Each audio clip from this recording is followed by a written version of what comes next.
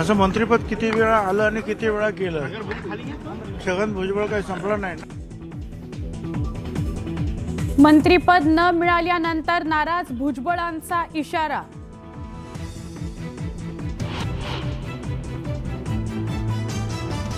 जरांगेंना अंगावर घेण्याचं बक्षीस मिळालं तर ओबीसींच्या लढ्यामुळेच महायुतीला मोठं यश आलं. मंत्रिपद न मिळाल्यानंतर नाराज असलेल्या छगन भुजबळांचा उपरोधिक टोला. महायुतीतील खातेवाटपाबाबत आज अंतिम निर्णय होण्याची शक्यता. मुख्यमंत्री देवेंद्र फडणवीसांच्या रामगिरी बंगल्यावर आज संध्याकाळी बैठक. सूत्रांची माहिती.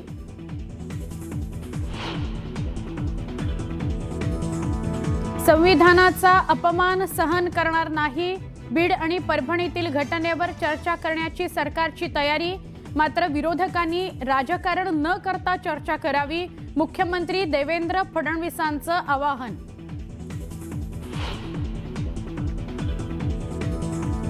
ईव्हीएमच्या मुद्द्यावरून विरोधक आक्रमक. विधिमंडळाच्या पायऱ्यांवर विरोधकांचं आंदोलन. सरकार विरोधात जोरदार घोषणाबाजी. ईव्हीएमवर आरोप हा जनादेशाचा अवमान. विरोधकांनी ईव्हीएमला दोष देण्यापेक्षा आत्मचिंतन करायला हवं. चंद्रशेखर बावनकुळे यांचा सल्ला. स्थानिक स्वराज्य संस्था निवडणुका पुढे ढकलण्यासंदर्भातील प्रस्तावाला संमती. दोन्ही सभागृहात चर्चेनंतर विधेयक होणार पास. गडकिल्ल्यावर दारू पिऊन गोंधळ घालणाऱ्यांना बसणार दणका. 1 लाख रुपये दंड आणि शिक्षेची तरतूद.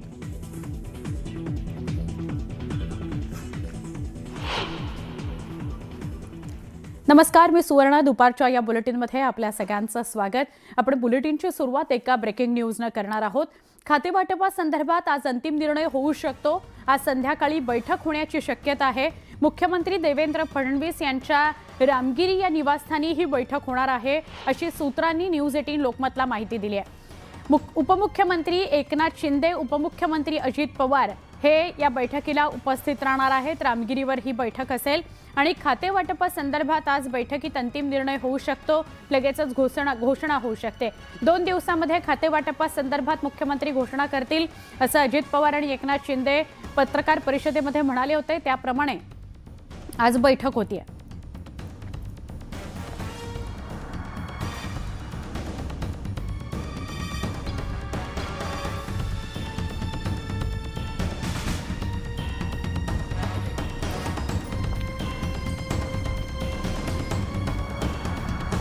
आपण थेट जाऊया आमचे प्रतिनिधी तुषार रुपनवर यांच्याकडे, त्यांच्याशी अधिक बोलूया. तुषार, मंत्रिमंडळाचा विस्तार झाला, मंत्री सुद्धा ठरले, आता खातेवाटपावर शिक्कामोर्तब कधी होणार?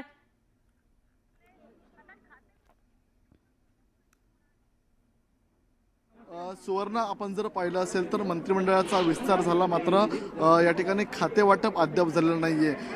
जी सूत्रांकडून माहिती मिळते त्यानुसार देवेंद्र फडणवीस यांच्या शासकीय निवासस्थानी आज रात्रीच या खातेवाटपासंदर्भामध्ये महायुतीच्या 3 प्रमुख नेत्यांमध्ये बैठक होताना पाहायला मिळणार आहे. सुवर्ण, नक्की. मात्र अजून सुद्धा काही 1-2 खाती अशी आहेत काय ज्याच्यावरून शिवसेना भाजप यांच्यामध्ये चर्चा बाकी आहे? एकनाथ शिंदे आणि देवेंद्र फडणवीस यांच्यात चर्चा बाकी आहे म्हणून वेळ लागतो आहे?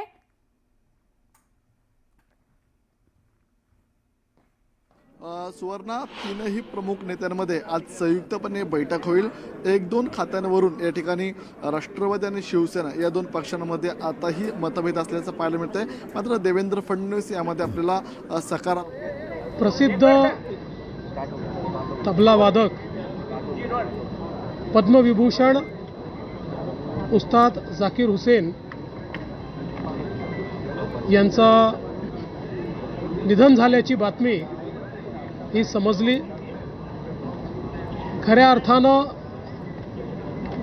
तबल्यापासून ताल वेगळा झाल्यानंतर जी पोकळी निर्माण होईल तशाच प्रकारची पोकळी ही त्यांच्या जाण्याने निर्माण झाली आहे. तबला वादनाला आंतरराष्ट्रीय स्वरूप हे झाकीर हुसेन साहेबांनी दिलं आणि जवळपास 3 पिढ्यांना त्यांच्या मैफिलीने मंत्रमुग्ध केलं. त्यांचा तो बाज, त्यांचा तो आविर्भाव आणि त्यांच्या बोटातली जादू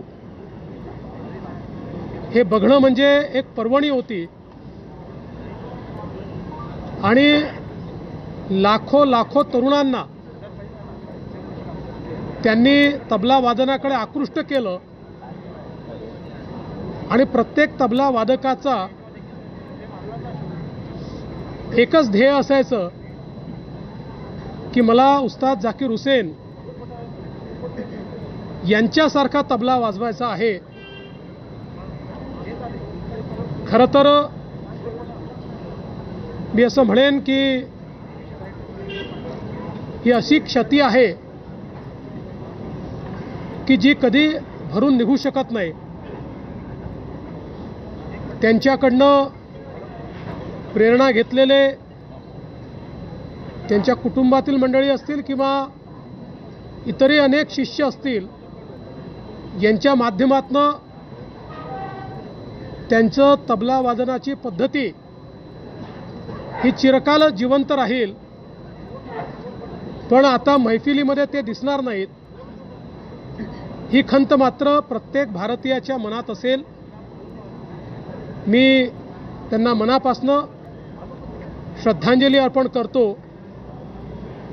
आणि त्यांच्या कुटुंबाच्या दुःखामध्ये आम्ही सर्व सामील आहोत एवढंच या प्रसंगी बोलतो. सर, काल तुम्ही विरोधी पक्षाला आवाहन केलेलं होतं की माध्यमांमध्ये नव्हे तर विधिमंडळात येऊन चर्चा करावी. आज अंबादास दानवेने तुम्हाला खुलं आवाहन केलं की विधिमंडळात जर चर्चा करायची तयारी असेल तर फक्त तुम्ही खोटं बोलू नका. मला असं वाटतं की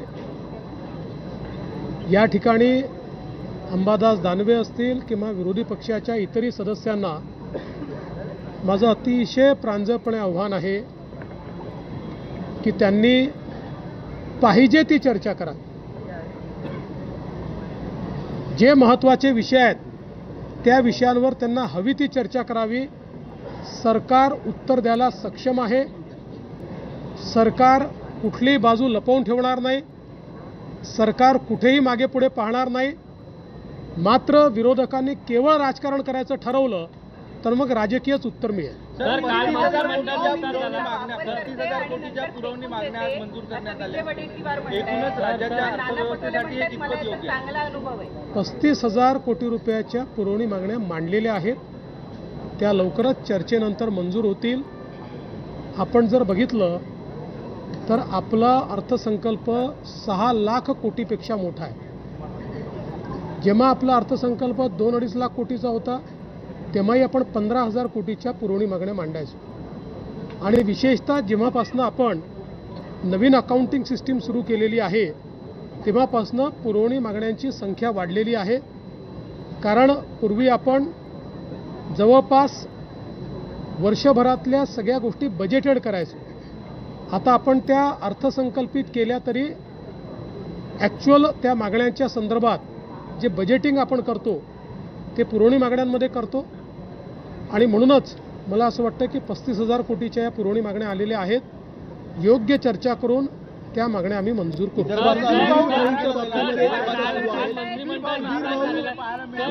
विधानसभेच्या कामकाजात सहभागी होणार नाही अशी चर्चा सुरू आहे. तुमची काही चर्चा झाली आहे का सुधीर भाऊंसोबत? पहिल्यांदा तर ओबीसींबद्दल बोलायचा काँग्रेसला अधिकार नाही.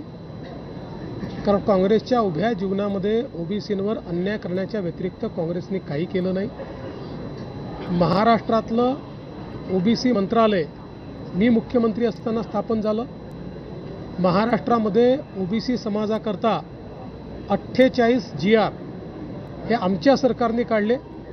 मी आणि शिंदेसाहेब असताना महाज्योतीची स्थापना असेल, 52 हॉस्टेल असतील, शिक्षणाची व्यवस्था असेल, PhDची व्यवस्था असेल, वेगवेगळ्या प्रकारे विदेशी शिक्षणाची व्यवस्था असेल, रोजगाराची व्यवस्था असेल, सगळ्या बाबतीतली कामं ही महायुतीच्या सरकारने आम्ही केलेली आहेत.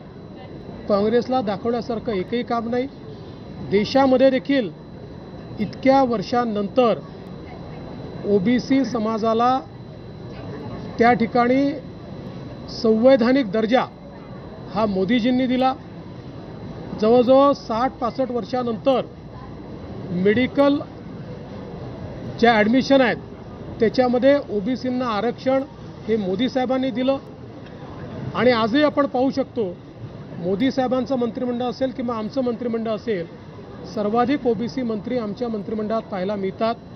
त्यामुळे मला असं वाटतं की काँग्रेस पक्षामध्ये नाना पटोले, विजय वडेट्टीवारवर जो अन्याय होतो त्याबद्दलचा राग तरी आमच्यावर काढू नये, त्यांनी तो योग्य ठिकाणी काढावा.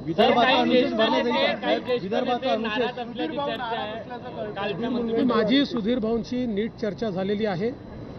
सुधीर भाऊ आमचे ज्येष्ठ नेते आहेत आणि जसं मी सांगितलं की पक्षाने काही लोकांना मंत्रिमंडळात न घेण्याच्या पाठीमागे त्यांना काही विशिष्ट जबाबदारी देण्याचा मानस तयार केलेला आहे.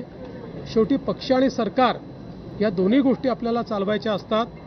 त्यामुळे काही वेळी सरकारमध्ये काम करणारे पक्षात काम करतात, काही पक्षात काम करणारे सरकारमध्ये काम करतात. सुधीरभाऊ अतिशय अनुभवी नेते आहेत, महाराष्ट्राचे आमचे अध्यक्ष राहिलेले आहेत. त्यामुळे आमच्या केंद्रीय पक्षाने त्यांच्याबद्दल काही विचार करूनच त्यांना मंत्रिमंडळात घेतलेलं नाही. जितेंद्र आव्हाड यांनी म्हटलं जापानमध्ये बंद झालं ईव्हीएम. जितेंद्र आव्हाड यांनी म्हटलं जापानमध्ये ईव्हीएम बंद झालं. जितेंद्र आव्हाड यांनी म्हटलं जापानमध्ये ईव्हीएम बंद झालं आहे, मग आपल्या इथे का नाही भारतात? जितेंद्र आव्हाड मनात येईल ते बोलतात.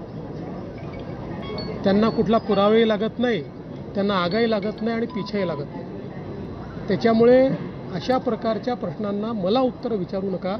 त्यांच्यासारखे बोलणारे काही लोक आहेत, मी तुम्हाला नावं सांगेन, त्यांना उत्तर विचारू.